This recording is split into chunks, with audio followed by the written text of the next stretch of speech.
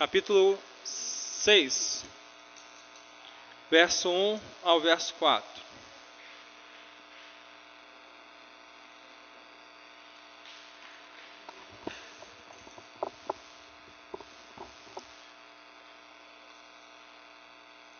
Livro do apóstolo Paulo aos Efésios, capítulo 6, dos versos 1 ao verso 4, assim nos diz: Filhos, obedecei a vossos pais no Senhor, pois isso é justo.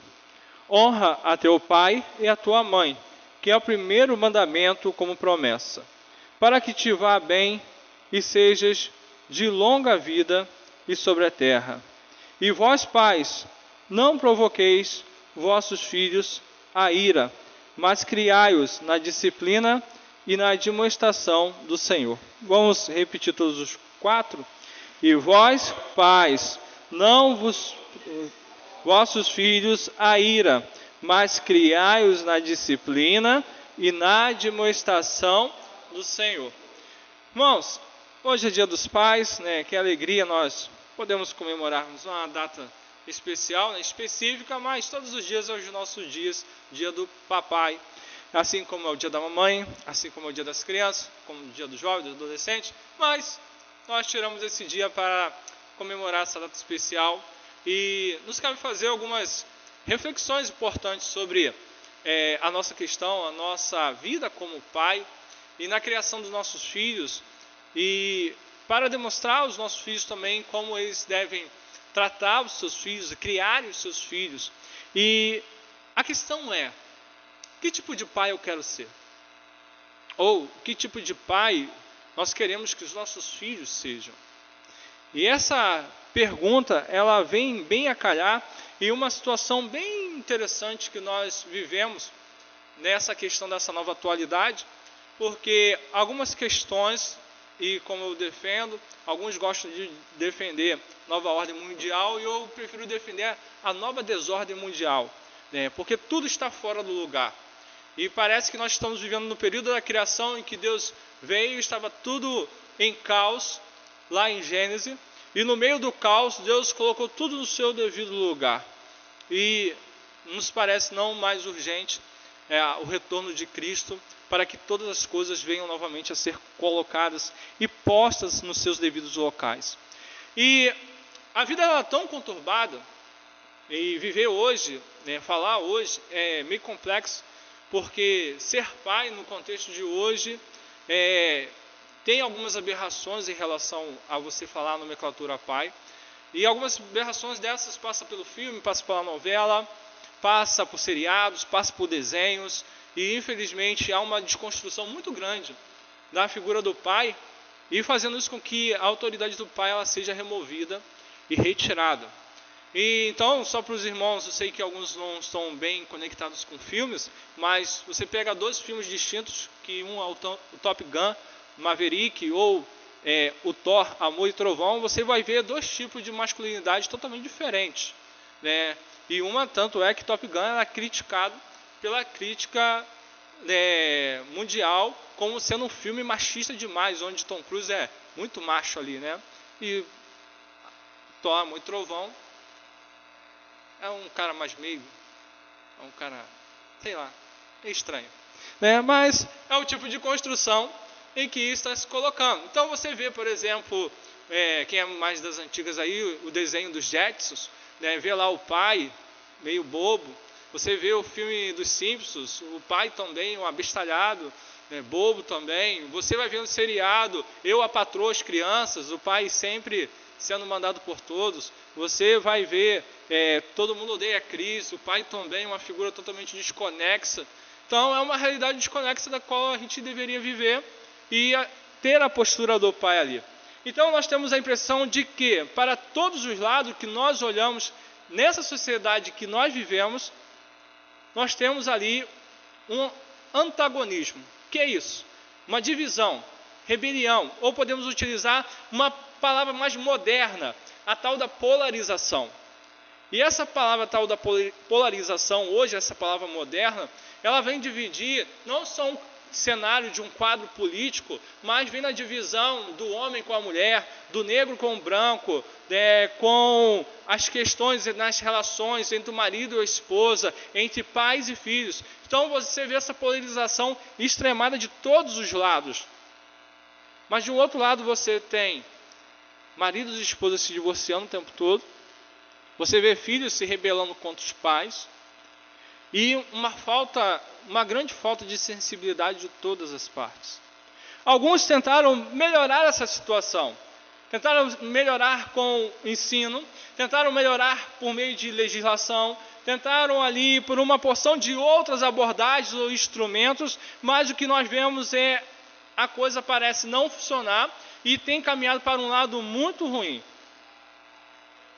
Quando você lê Efésios, e Paulo ele vai falar um pouco sobre a vida prática do cristão e falar um pouco do lar, da casa. Em 1 Coríntios nós vemos essa abordagem também, e outras cartas, falar sobre como a vida cristã é vivida nessa prática. E uma das questões que vai ser a solução para todos esses problemas, que vai ser a solução para essa sociedade, para essa questão dos lares que estão polarizados, é o plano maravilhoso de Deus. E qual é o plano maravilhoso de Deus? É o seu Filho Cristo. É Jesus Cristo que é o plano maravilhoso. Hoje nós, como cristãos, somos taxados como intolerantes. E muitos perguntam onde está o amor do cristianismo. Porque nos acham intolerantes. Não é que nós somos intolerantes. A questão é que nós defendemos valores. E valores bíblicos que é contra uma sociedade pecaminosa. E Paulo traz essa solução para essa sociedade, que vive esses mesmos aspectos. Por isso que Paulo trata um pouco também das questões familiares, mas numa relação cristã e a nossa relação para com Deus. E ele vai trazer essa solução no versículo 9 e 10, quando Paulo ele vai dizer que todas as coisas vão convergir para Cristo. E se essas questões elas não convergirem para Cristo, então você não tem como criar ou ter uma sociedade saudável, estruturada. Porque Cristo é a luz no meio das trevas. E o mundo jaz no maligno. Não é que o mundo pertence ao maligno. A palavra jaz quer dizer, o mundo dorme no maligno, dorme nas trevas. E nós somos a luz, por meio do amor de Cristo. E por isso que todas as coisas, seja no culto, seja na vida, seja no trabalho, seja na escola, essas questões todas da vida, elas têm que fazer convergir para Cristo. Paulo indica que essa harmonia espiritual começa na vida dos cristãos que se sujeitam à sua soberania, que se sujeitam a Ele, porque Ele é o Senhor. Senhor da nossa vida, Senhor da nossa família, Senhor do nosso trabalho, Ele é o nosso Senhor. Nós não somos mais escravos, nós fomos libertos. E essa liberdade que nós temos é uma liberdade em Cristo. E quando você lê de uma forma mais profunda as Escrituras, você vai perceber que o homem ele busca tanto por liberdade, ou até mesmo no meio cristão, a questão do livre-arbítrio. Essa questão do livre-arbítrio não existe, porque existe dois tipos de escravidão e que nós às vezes não queremos aceitar. E essa escravidão é, um de dois, você é escravo do pecado ou você é escravo de Cristo. E a Bíblia nessa questão ela polariza mesmo. Ou você é um ou você é outro. Escolhe de quem você quer ser escravo. Do pecado, do mal ou da salvação da vida eterna de Cristo. E é essa polarização que a Bíblia também ela nos coloca. Se ao olharmos para o que Paulo escreve... E vós, pais, não vos provoqueis vossos filhos a ira, mas criai-vos na disciplina do Senhor e na demonstração do Senhor. Se nós deixarmos os nossos filhos por conta própria, essas crianças elas se tornam rebeldes. Elas se tornam mal influências. De modo que é necessário que os pais eles possam educar os seus filhos. E não o Estado educar, não o Estado ensinar. E aí a gente faz uma divisão da qual eu defendo. Hoje eu não falo que a escola educa. Escola não educa. Escola ensina. Quem educa é pai e mãe. Pai e mãe é que educa seus filhos. Por isso que quando o seu filho ele faz uma rebeldia e alguém que está de fora vê o seu filho fazer rebeldia, ele não fala assim, a sua escola não te deu educação não? É assim que falam? Não, né? Como é que as pessoas dizem? Seu pai e sua mãe não lhe deram educação, não? Então a escola não educa. A escola ensina português, matemática, literatura, filosofia, seja qualquer outra matéria. Mas aqui nós podemos perceber também que hoje em dia tudo é controlado. Controlado por um botão ou controlado por um clique do celular. Mas a única coisa que não é controlado com um botão e com um clique do celular é seu filho. Seu filho não é controlado por um botão ou por um clique do celular. E isso nos faz pensar sobre 3 ações que Paulo aborda nesse versículo 4, em especial nossa reflexão hoje pelo Dia dos Pais. Que tipo de pai eu preciso ser? E Paulo vai dizer: pai, você não deve provocar os seus filhos. Mas você tem que ser um incentivador. No tempo aqui do apóstolo Paulo, Paulo vai olhar para a figura do pai, e a figura que Paulo, talvez ele está olhando aqui, é a figura de um pai romano. E nessa figura do pai romano, quando essa criança ela nascia, ela era colocada numa sala. E essa criança, ao ser colocada numa sala, e ali estava o seu pai, e o pai ali, ele tinha 2 opções: deixar a criança ou colocar a criança no seu colo.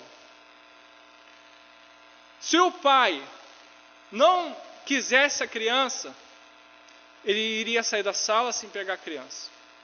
Mas se ele quisesse aceitar a criança, ele pegaria o seu filho e colocaria no seu colo e estaria dando prova de que ele estava aceitando o seu filho.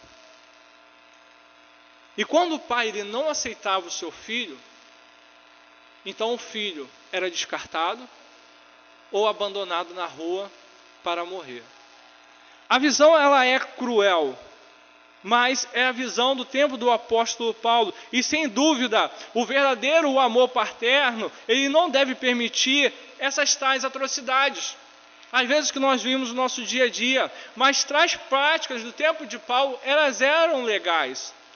E ali Paulo diz aos pais: não use das suas autoridades para abusar de seus filhos. Pelo contrário, incentive eles, edifiquem as crianças. Por isso que quando você lê Deuteronômio 6, o deuteronomista vai falar: ensina o teu filho no caminho, sobre Deus, sobre ser homem, sobre ser honrado. Demonstre a eles sobre os seus exemplos de vida. E assim, quando você lê também o texto de Colossenses, o apóstolo Paulo escreve no capítulo 3, versículo 21: pais, não irriteis os vossos filhos, para que não fiquem desanimados. Assim, o oposto de provocar é animar. Não é ficar provocando o seu filho, é de animá-lo, é de dar entusiasmo. Vá em frente, corra atrás, vá. E às vezes o filho não tem que ficar esperando tudo do pai. Ele tem que correr atrás. Eu me lembro de algumas aventuras que eu fazia. Minha mãe acho que nem sabe disso, acho que até hoje.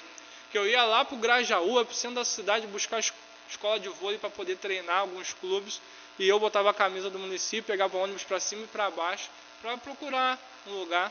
Ou depois de quando eu fui para o SEI, mesmo estudando em um colégio particular, eu fui buscar cursos. E assim a vida vai. Às vezes o pai nem precisa falar nada, mas não desmotivá-lo, mas incentivar. Meu filho, você precisa ler livros. Isso dentro de casa a gente fala o tempo todo. Vai ler o livro. Para de ficar o tempo todo no YouTube. Para de ficar o tempo todo na internet. Consegue ficar 2, 3 horas diante de uma tela, mas não consegue passar meia hora, 1 hora lendo um livro. Se é para acessar o celular, leia então um livro do celular. Mas nós, como pais, mesmo que eles não leiam, a gente precisa continuar incentivando. Leia livros. Porque quando ele chegar na faculdade, mesmo que o seu pai não tenha lido com você, falar para você ler, quando ele chegar na faculdade, ele vai olhar para a quantidade de livros que ele tem que ler e vai falar assim: bem que meu pai falou a verdade, eu precisava ler. E aí é pior, porque você vai ter que correr atrás da leitura. É interessante também que um pastor, depois dele estar numa palestra e ele falar muito sobre a relação dos pais com os filhos, e de repente quando nessa palestra ele está lá, e essa palestra termina, um rapaz se aproxima dele, se aproxima desse pastor que tinha dado essa palestra e diz assim: pastor, você não quer me adotar? Porque o pastor falou tanto de motivar os filhos, falou tanto de como os filhos precisam ser motivados para a vida, porque ele disse: eu nunca consegui falar com meu pai, e eu preciso tanto do incentivo dele. Porque às vezes nós como pais também, a gente só tem palavra de correção, palavra dura, pesada, e nunca de incentivo. A gente só sabe corrigir, corrigir, corrigir. Mas e o incentivo? Onde fica o incentivo? Nós não podemos só corrigir os nossos filhos o tempo todo. É preciso incentivá-los. É preciso motivá-los. Corram atrás, vão atrás. Os pais provocam e desanimam seus filhos quando dizem uma coisa também e fazem outra da vida. Sempre criticando e nunca elogiando, sendo incoerentes e injustos na disciplina, mostrando favoritismo até dentro de casa, amando mais um filho em relação ao outro, tendo um filho predileto e o outro não, e isso prejudica. Ou também quando um pai ele faz promessas para os seus filhos, promessas que ele não pode cumprir. Porque o pai precisa ser um incentivador. Ou deixando de levar a sério os problemas extremamente importantes para o seu filho. Eu não tenho tempo para você. Eu não tenho como te ouvir agora. Por isso o pai precisa ser um incentivador. E os pais cristãos, então, eles precisam da plenitude do Espírito. Do Espírito Santo de Deus para se mostrarem sensíveis às necessidades e os problemas que os seus filhos passam, para que ele seja um incentivador. Por isso Paulo fala, não deve provocá-los, mas seja um incentivador do seu filho. É a primeira lição que nós podemos ter do apóstolo Paulo. Segundo exemplo, nós devemos nutri-los. Não vos provoqueis vossos filhos a ira, mas criai-os. E esse criar, o que nós vamos ver aqui, criar-os na disciplina e na demonstração do Senhor, é um verbo aqui traduzido, por criar, e a mesma palavra traduzida para criar é também alimentar. Também escrito em Efésios 5:29. O marido cristão, ele deve nutrir a sua esposa. E os filhos, dando o amor e dando o ânimo. Não basta apenas você cuidar do seu filho fisicamente. Não basta você cuidar desses filhos providenciando somente o alimento, aquilo que é necessário.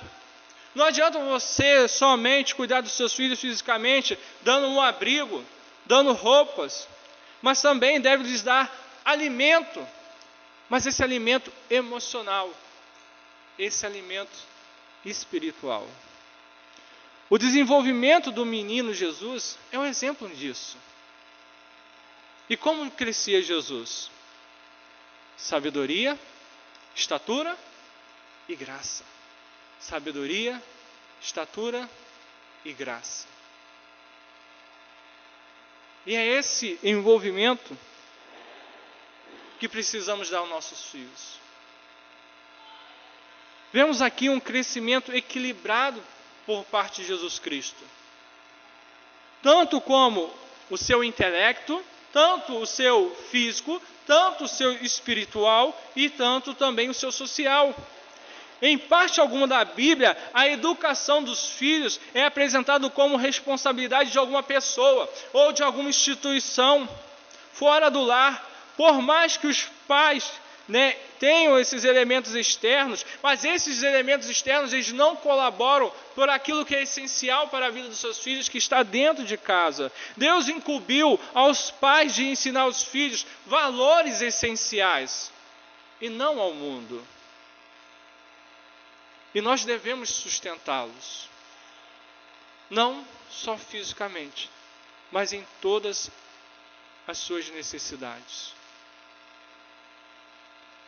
Geralmente a gente costuma ser insensível a algumas questões e deixamos às vezes de perceber o quanto nossos filhos sofrem, o quanto eles estão sofrendo.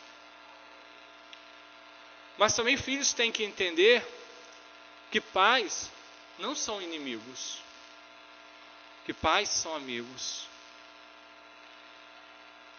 E pais crescem, pais evoluem, pais criam maturidade. No início a gente pode até ter algumas imaturidades. Pais têm exageros, mas nada fora daquilo que é o amor para com eles. Porque o pai, ele quer sempre o bem do seu filho. Às vezes a gente, como eu disse, a gente vive numa sociedade em que o homem, é tão carregado dessas coisas, depreciativas, em que coloca a figura da mãe, a figura materna, como se fosse a principal. Sem mim, homem não existiria, assim como não existiria a mulher se não fosse o homem. Os dois existem porque dois existem. Por mais que uma mulher ela queira fazer fertilização em vidro, numa clínica, não adianta. Quem vai estar lá é um sêmen masculino, não é feminino. Então a figura do homem ela é importante porque ela representa também esse cuidado. Deus nos deu para que a casa, o marido, a mulher, os pais com relação aos filhos, seja tudo de maneira equilibrada. Tudo existe um equilíbrio. E Deus criou todas as coisas no seu lugar para que elas pudessem coexistir. Quando essas coisas dentro da casa elas se desalinham, é o caos instaurado. Não tem jeito. Se as mulheres, se as mães modernas, elas aderem ao feminismo, ela vai cair nisso. Vai cair nessa desordem do lar. Aí depois ela vai ficar se perguntando, por que o lar está se corroendo? Porque há uma desordem, há um desequilíbrio, onde os papéis são deixados de lado.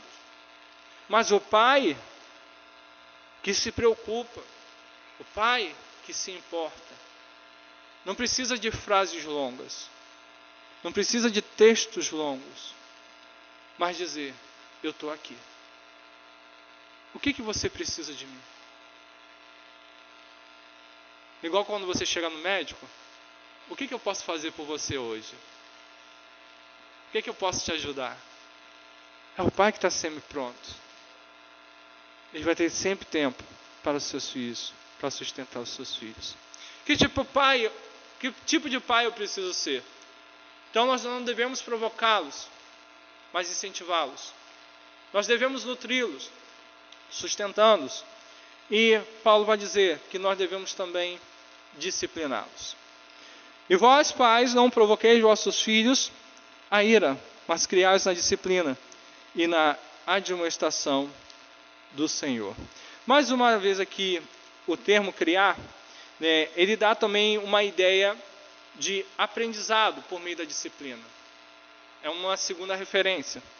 E aqui também, esse criar, ele dá a ideia de você corrigir. Tanto é que você vê isso em Hebreus 12, daqui a pouco eu vou citar o texto. Hoje, nós, nessa questão toda da modernidade, nos nossos dias de hoje, alguns psicólogos modernos, eles se opõem ao conceito antiquado. Disciplina é antiquado. Corrigir os filhos é antiquado. E muitos educadores seguem essa mesma filosofia de não disciplinar, de retirar do vocabulário a questão da disciplina e da correção. E depois pergunta, por que existe o caos? O caos, ele existe porque removemos as coisas pelas quais Deus criou no seu lugar. E dizem que devemos deixar as crianças se expressarem e que se as disciplinarmos, nós iremos distorcer o seu caráter. Então, deixa-os à revelia, jogado no vento. Metodologias escolares que a gente vê que não dá certo, aprendizados que não dão certo. Eu aprendi com meu pai, e eu Às vezes eu tenho uns bate-papo com a Joelma. Eu sou das antigas, apesar de 40 anos. E eu digo que o melhor formato de ensinar é repetição. Nós que estudamos teologia, nós vamos estudar tradição oral. O que era a tradição oral? Você repetia, para você não esquecer. E às vezes quando eu errava algumas palavras, o meu pai gostava muito de tabuada com a gente, e nós errávamos a tabuada, era para copiar 50 vezes a tabuada que estava registrada errada. Para aprender a tabuada. E graças a Deus, eu me lembro de quanto eu chorava e ficava ali querendo sair daquele negócio ali. Ou uma palavra que eu escrevi errado, que ele fazia eu copiar várias vezes. E olha que meu pai só tinha a 4ª série, mas sabia bastante coisa. E ficava ali copiando aquele negócio por horas e horas ali, até o negócio sair certo. E hoje eu entendo. E hoje eu dou graças a Deus por ele ter feito aquilo ali comigo. E aí você me diz assim, mas pastor, por que o senhor pensa assim? Porque tanto a escola pública eu digo, e a particular também tem seus problemas de educação. Por exemplo, o público não ensina nada, a criança não sabe nada. 10, 11 anos a gente pega umas crianças que não sabem ler. Aí você pega uma criança do ensino particular, como eu tenho meu filho, se eu pegar o livro dele e fazer uma pergunta do que ele aprendeu do primeiro bimestre, ele não sabe. Então ele não aprendeu. O que ele pegou um livro, sentou, decorou para fazer a prova e depois, acabou. Ele não aprendeu nada. Porque o que você aprende, você não se esquece. E se você esqueceu, por quê? Você não aprendeu. E esse é o nosso problema. Às vezes a gente tem que pegar um sermão e pregar uns 5, 10 vezes. Para ver se as pessoas aprendem. Porque esquecem coisas básicas da Bíblia. Esquecem coisas importantes. E a disciplina é uma delas.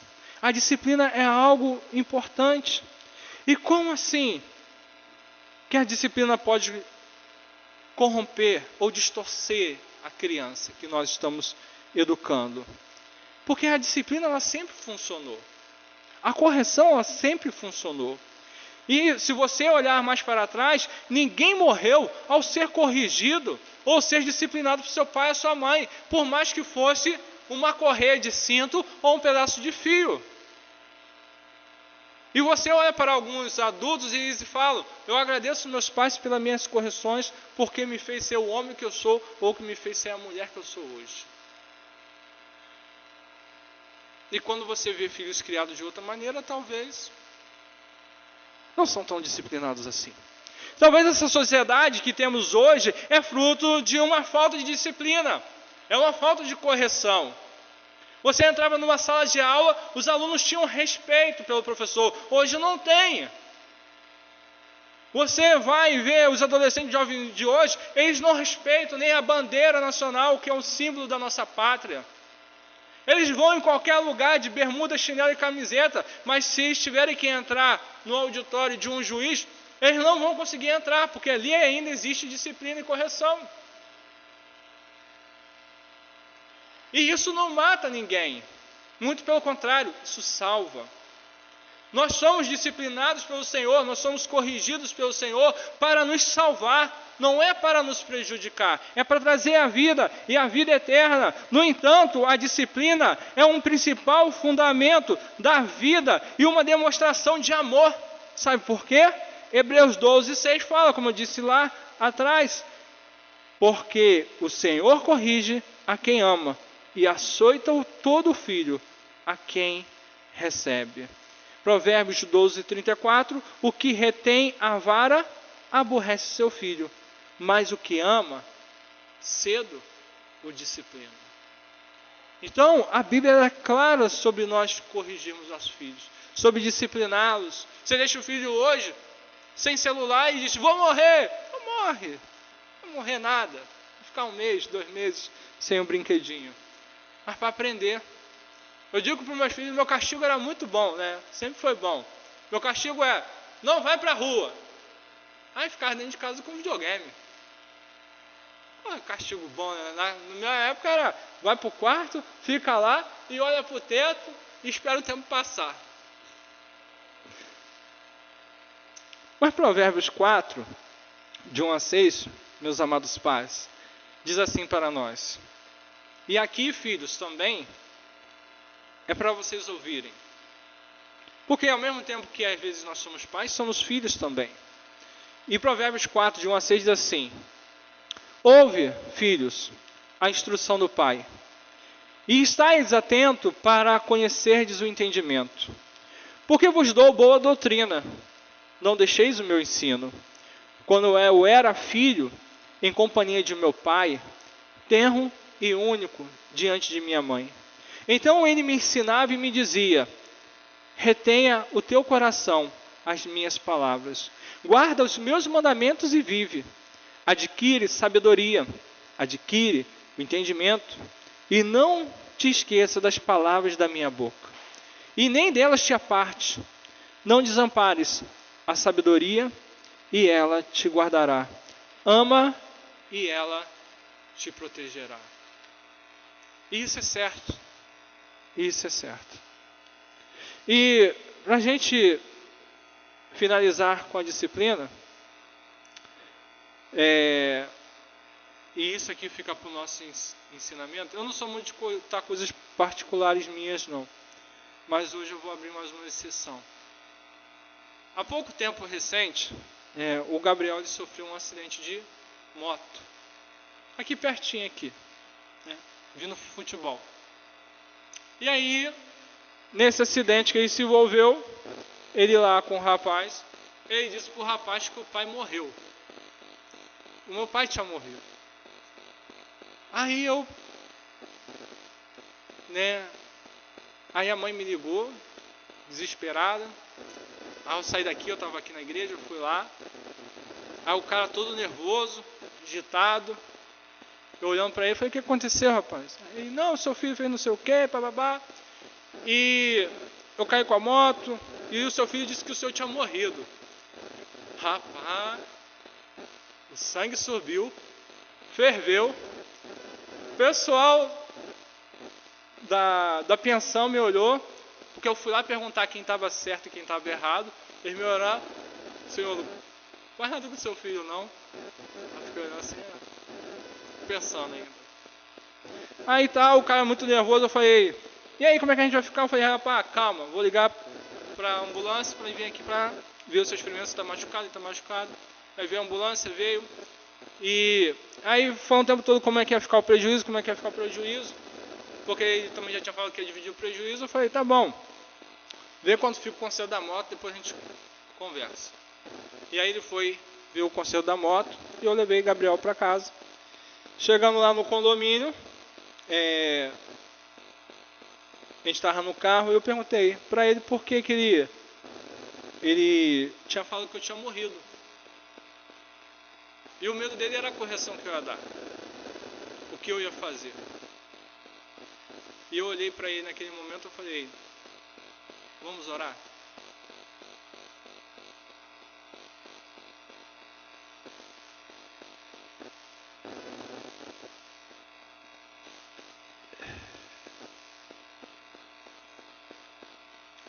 E aí ele chora. Porque eu falei pra ele: por mais que você tivesse errado, ou ele errado, cara, assume a sua culpa. Porque é difícil saber. A gente dirige o dia todo, a gente sabe como é que é. Então, às vezes a gente toma atitudes que podem trazer um prejuízo muito maior. E as consequências poderiam ser muito piores. Porque a gente não sabe quem são as pessoas. Depois o rapaz veio, mostrou o conselho da moto, era 5.000 e pouco. Mas ele tinha um seguro. O seguro ficava em 1.800 o conselho da moto. Eu falei pra ele: como a gente falou que a gente vai dividir, pode deixar que eu dou 1.000 e você dá o resto. Tranquilo? Tranquilo. E resolvemos. E ali cada um foi pro seu lado. Nós resolvemos a questão e ele resolveu o problema da moto dele. Nesse momento, eu falei, o melhor castigo é uma oração.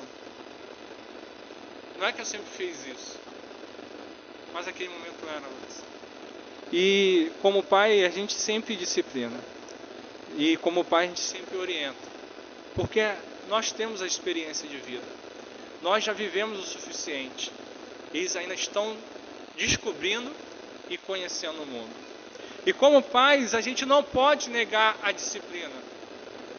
Dói no filho, dói na gente também. Porque a nossa vontade não é corrigir o nosso filho, porque nós estamos criando os nossos filhos para ser o melhor da nossa versão, o melhor de nós. Eu digo que os filhos devem ser o upgrade dos pais, melhores do que os pais. Melhor pai do que eu fui, melhor homem do que eu sou, melhor em tudo. Então o pai é aquele que vai ensinar, a corrigir e a demonstrar os seus filhos em todo o tempo. E que tipo de pai você tem sido para os seus filhos? Que tipo de pai eu preciso ser?